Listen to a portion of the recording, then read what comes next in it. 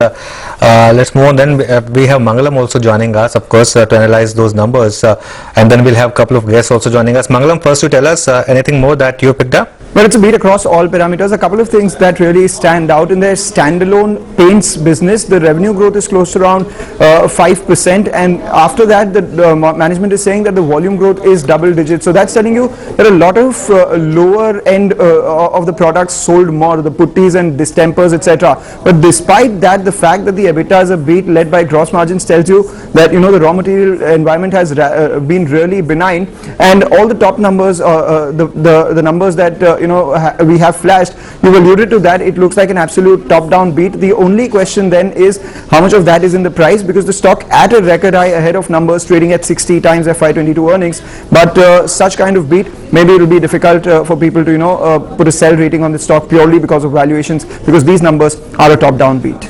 Absolutely, but look, the stock's now cooling off again because as Mangalam was saying, how much of this is in the price. I just pulled out a slightly longer chart of Asian Paints. It was building in perhaps a beat, but based on these numbers, I think they should be perhaps they can't be downgrades. Whether they're upgrades or not, we'll find out. Naveen Kulkarni is joining us from Axis Securities. Naveen, good afternoon.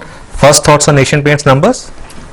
Yeah, so the numbers are a big beat on our estimates. So the revenue itself would have beaten by around 8 to 9%, and the beat on EBITDA and PAT is also quite significant. So the numbers are definitely a big beat, and we are likely to see a upgrade in our estimates by around 8 to 10% for FY22 and probably FY23 also. Okay, let's bring in Prakash Diwan as well. Prakash, the color is only one, and it is green. I mean, as far as the performance is concerned, the stock, of course, is reacting to its own other pressure points, push and pull here and there, a little volatile as we toss it to you. So, I mean, this is extremely solid. The question is on valuations, and then if you need to have exposure to this space, then what would be your top pick?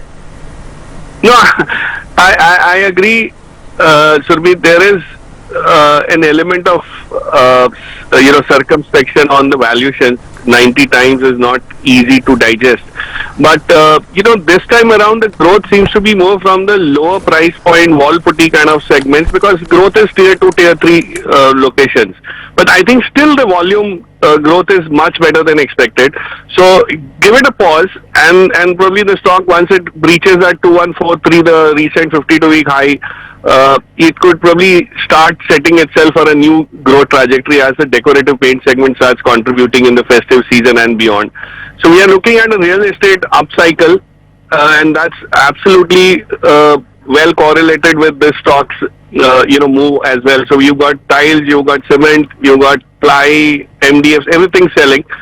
Why won't paints continue to sell? So I'm quite positive, but if there's a correction, if there's a softness, buying opportunity for the long-term portfolios. Okay, that's an interesting point that you've made, and Naveen, I wanted your thoughts on that as well. If large part of growth has come from some of these segments like putty, etc., would that make a difference or not?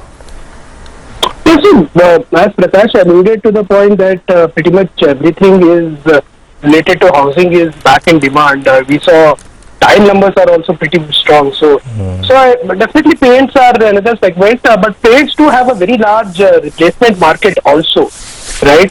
So that's somewhat of a difference between paints and some of the other products. So that makes it a little more stable over longer time frame. But the whole real estate cycle, if that picks up meaningfully, then that will benefit paints also big time. So it's definitely in a structural uptrend now. That looks very, very interesting to us. Okay, let's Prakash, then you said wait a bit and buy only when there is a slight sort of dip coming through. In the paints universe, again, would Asian Paints be your top bet, or would you look at the tier 2 as well? No, I think there is no doubt that this is numero uno. See, Berger is of course making rapid strides, Surbhi, but I am expecting them to be losing a bit of market share vis-a-vis Asian Paints, and that's why their A&P expenditure is likely to hurt them in a couple of quarters.